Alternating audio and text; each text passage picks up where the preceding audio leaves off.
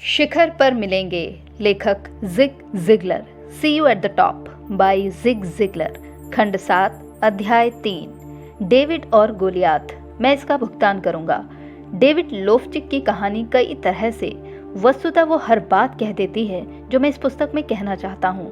1965 में कैंसास नगर में अमेरिका के चोटी के 6 वक्ताओं के साथ मैं एक सेमिनार में बोल रहा था।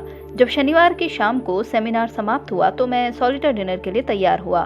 तथापि जैसे ही मैंने एलिवेटर से मुलबैक होटल की लॉबी में कदम रखा तो मुझे विनिपेग मैनिटोबा के बर्नी लोफ्चिक की गरजती हुई आवाज़ सुनाई दी। कहाँ जा रहे हो जिग? बहुत ही अच्छे व साफ सुथरे कपड़े पहने हुए उसने लॉबी के दूसरे किनारे से आवाज़ लगाई और हमेशा की तरह अपनी धीमी मुस्कान बिखेरी। मैं डिनर के लिए जा रहा हूँ बर्नी, मेरा जवाब था। फिर अपनी आंखों में चमक के साथ उसने कहा, जिग मैं तुम्हें बताऊं कि यदि तुम मेरे साथ डिनर पर चलो तो उसका भुगतान मैं करूंगा। मेरा एक नियम है कि जब कोई मेरे डिनर का भुगतान करने का प्रस्ताव रखता है तो मैं उसे भुगतान करने देता हूँ।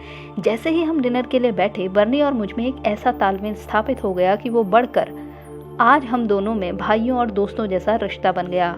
असल में मैं उसे ब्रदर बर्न कहता हूँ। उस रात हमने सामान्य प्रश्न पूछे, आप यहाँ क्या कर रहे हैं, आप क्या काम कर रहे हैं, आपके परिवार में कौन कौन है, इसी तरह की बातें।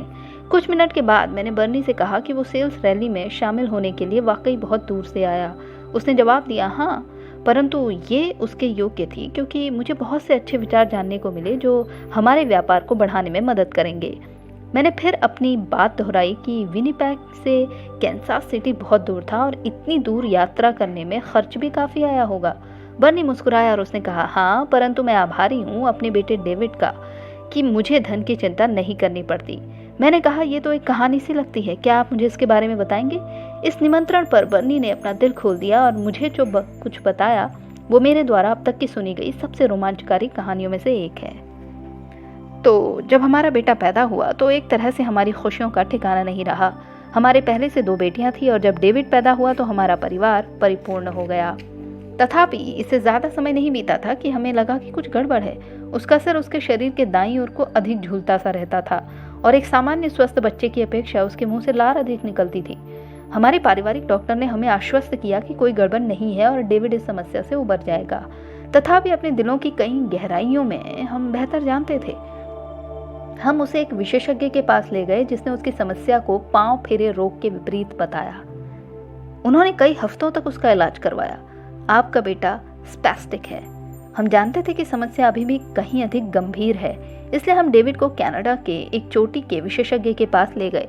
पूरे परीक्षण के बाद उसने हमसे कहा, यह छोटा बच्चा स्पैस्टिक है, इसे दिमागी फॉलिज है और ये कभी भी चल नहीं पाएगा, बात भी नहीं कर पाएगा और 10 तक गिन भी नहीं पाएगा। उसने फिर हमें सुझाव दिया कि हमें बच्चे के भले के लिए और परिवार के अन्य सामान्य सदस्यों के भले के लिए उसे किसी स्पैस्टिक बच्चों की संस्था में भर्ती कर देना चाहिए।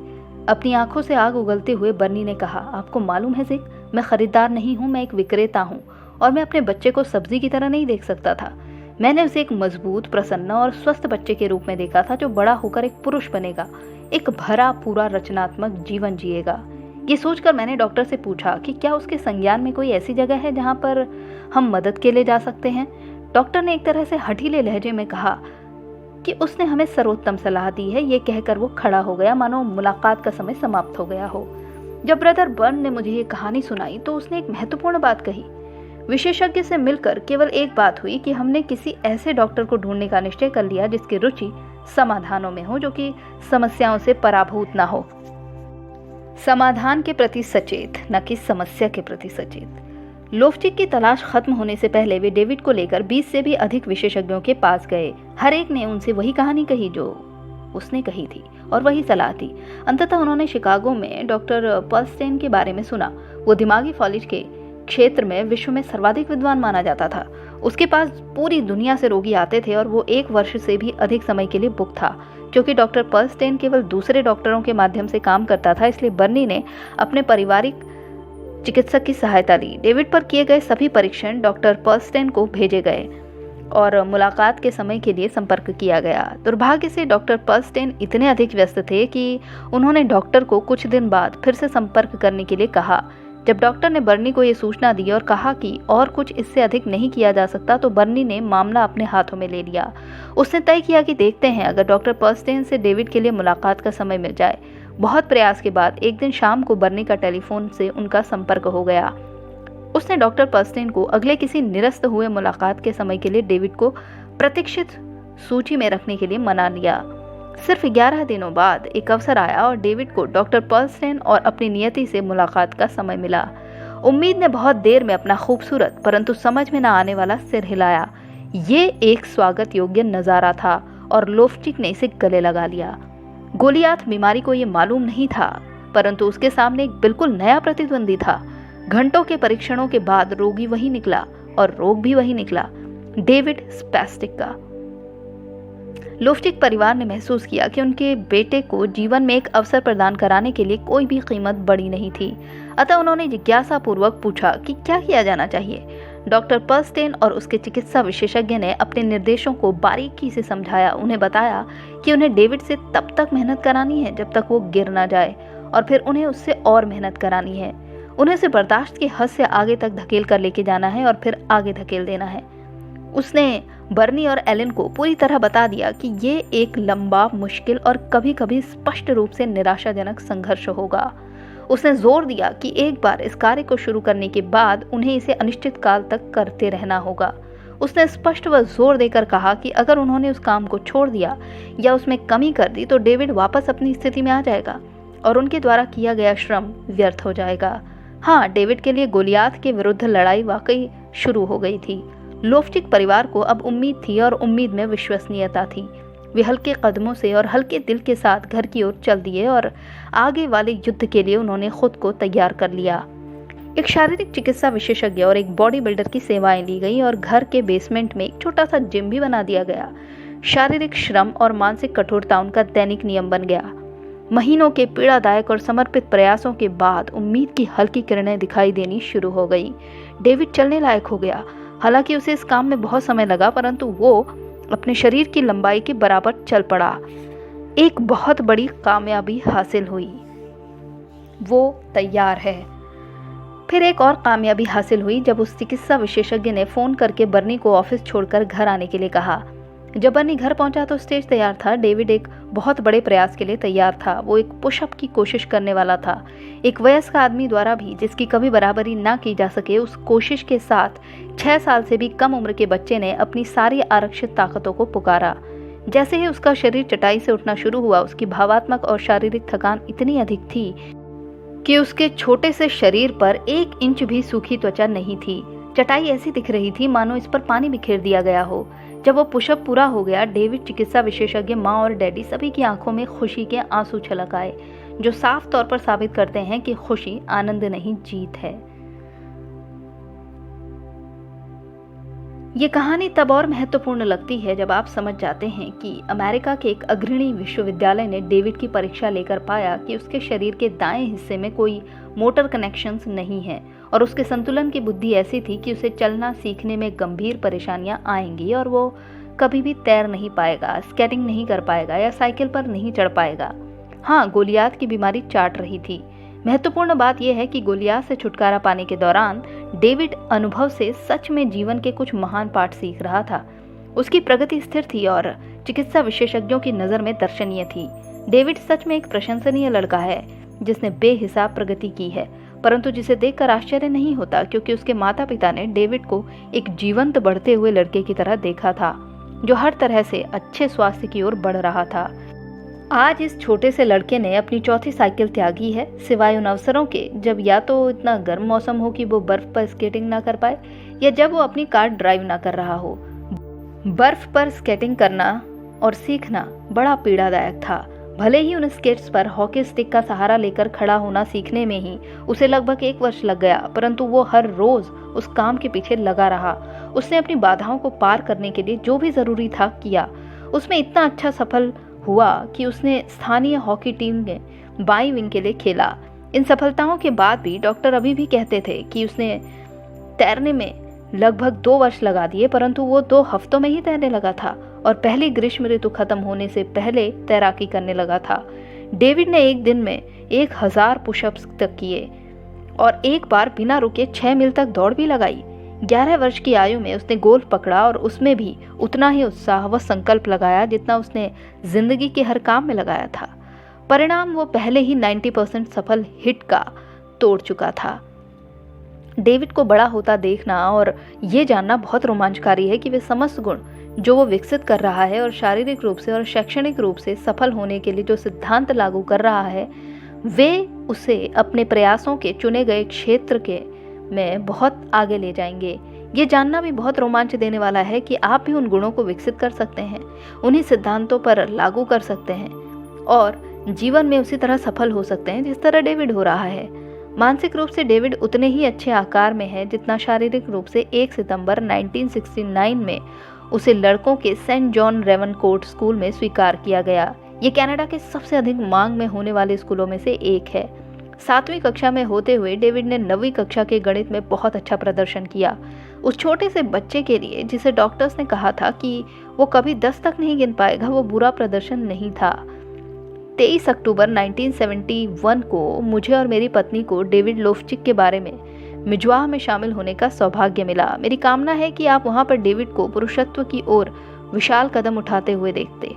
स्पष्ट आंखों, स्थिर आवाज और अविचलित कदमों के साथ डेविड अमेरिका और कनाडा के अपने मित्रों व संबंधियों के एक बड़े समूहों के बीच पुरुष हो गया।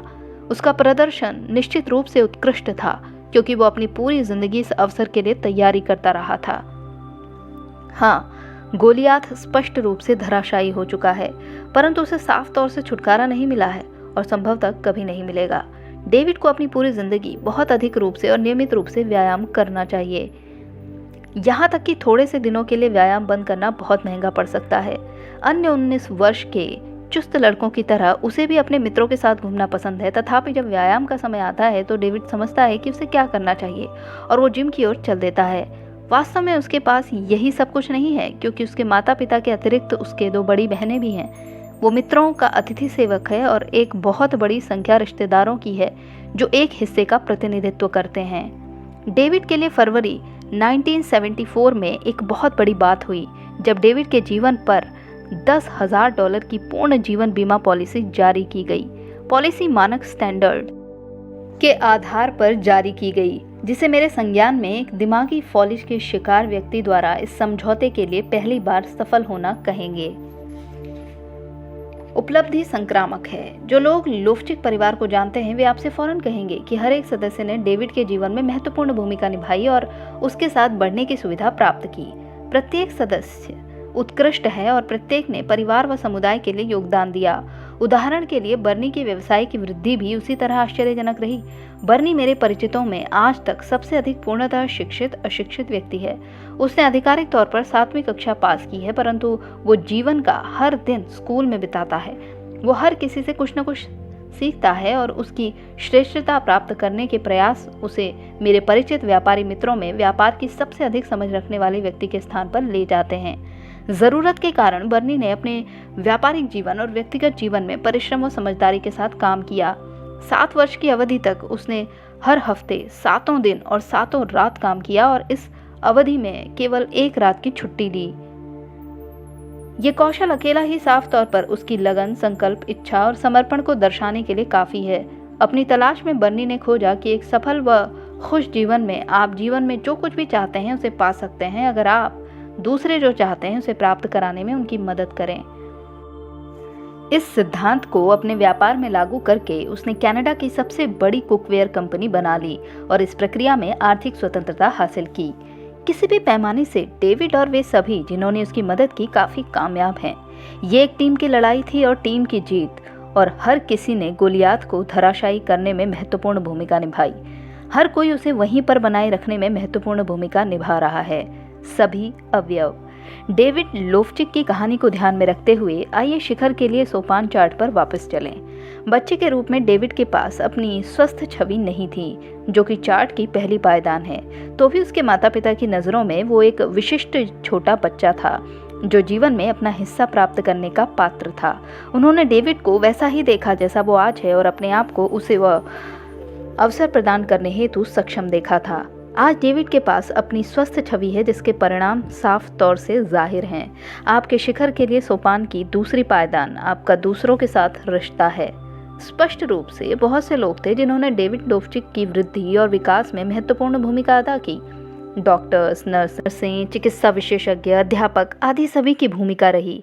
माता पिता, डेविड और इस काम में शामिल व्यवसायी लोगों के बीच रिश्ते से उपजे धैर्य व प्यार के कारण खून, पसीना व आंसू सबके सब अधिक सहनीय बन गए थे।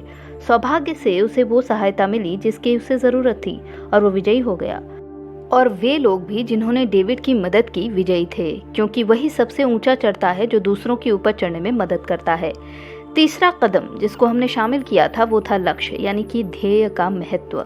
उन ध्येयों को कैसे निर्धारित करें, उन ध्येयों तक कैसे पहुंचे। ध्येय निर्धारण का हर पहलू डेविड की कहानी में स्पष्ट था।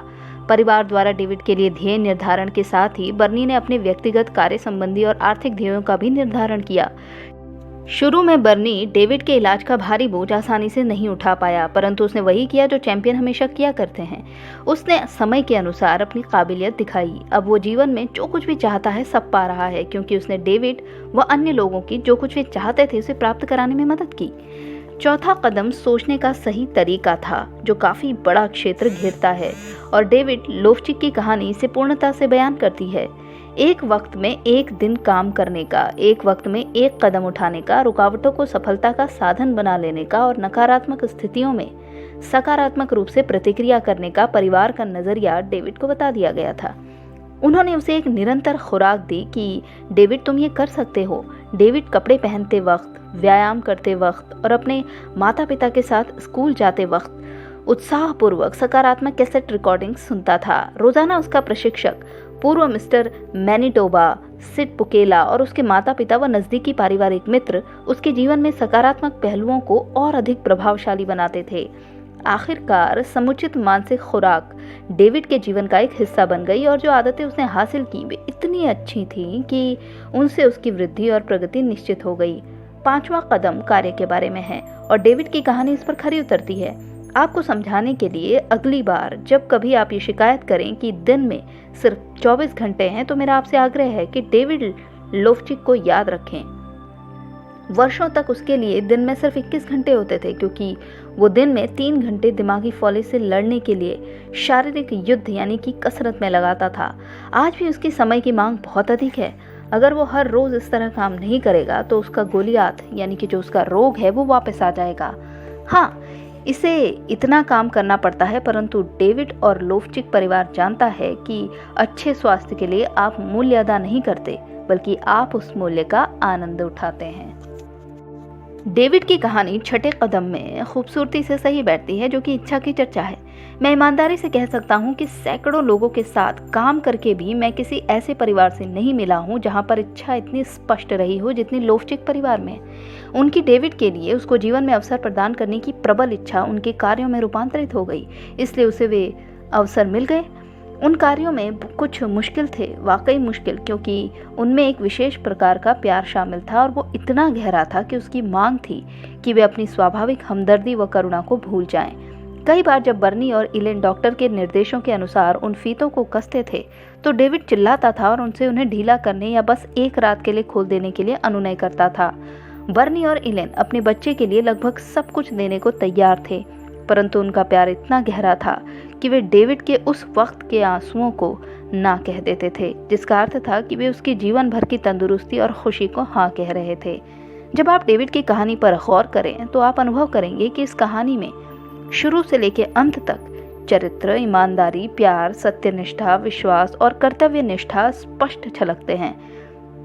इस पुस्तक के प्रथम खंड में मैंने कहा था कि इन गुणों में से जिसकी भी आप में कमी हो उसे आप हासिल कर सकते हैं। मेरा मानना है कि डेविड की कहानी आपको सत्यापित करती है। उसे देखकर आपको ये मानना मुश्किल लगेगा कि उसके साथ कभी कोई खराबी रही भी थी।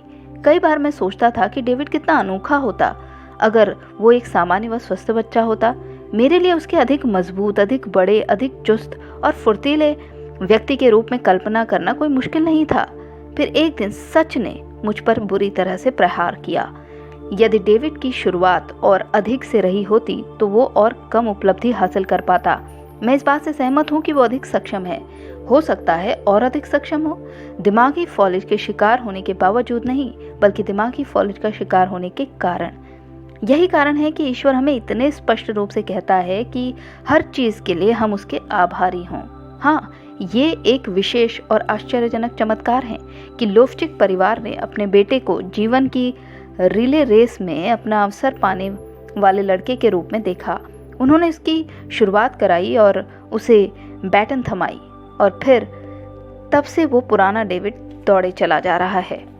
डेविड की कहानी का सर्वोत्तम हिस्सा नहीं लिखा गया है, क्योंकि डेविड अभी भी उसे जी रहा है। मेरा विश्वास है कि डेविड जो कुछ भविष्य में करेगा, वो जो कुछ उसने अतीत में किया है उससे कहीं आगे होगा। ये रोमांचक है, परंतु इससे भी अधिक रोमांचक ये विचार है कि इस कहानी का मतलब उन लाखों बच्चों के लिए क्या हो सकता है जिनका स्वास्थ्य सामान्य है। यदि डेविड जहां था वहां से शुरुआत करके जो कुछ उसके पास था उससे जो कुछ उसने किया वो कर सकता है, सोचिए सिद्धांत और कार्यविधियां यदि अच्छे स्वास्थ्य वाले बच्चों पर लागू की जाएं तो कितना मायने रखती हैं। ये विचार अद्भुत और रोमांचकारी है। डेविड की कहानी अब एक उत्तर कथा है। अमेरिलो टेक्सास में एक रात उसकी कहानी सुनाते हुए मैंने देखा कि अगली पंक्ति में बैठे एक युवा दंपत्ति भाव विह्वल हो गए। बाद में हम लोग अलग से मिले और उन्होंने उस शिकागो के डॉक्टर का नाम जानना चाहा जो डॉक्टर पर्लस्टेन की मृत्यु के बाद वहां पर उसी क्षेत्र में काम कर रहा है। उनकी 15 माह की पुत्री को दिमागी फॉलिज है और उन्हें आशा है कि उसके लिए कुछ किया जा सकता है। वे अपनी बेटी को शिकागो लेकर गए और परीक्षणों के बाद डॉक्टर ने उन्हें बताया कि उनकी बेटी को बीमारी के सारे लक्षण थे, परंतु उसे निश्चित रूप से दिमागी फॉलिज नहीं था। वो बस समय से पूर्व पैदा हो गई थी और डॉक्टर ने उसकी स्थिति का गलत आकलन किया था। समय पूर्व पैदा होने के कारण वो सामान्य बच्चे की अपेक्षा कुछ धीमी थी।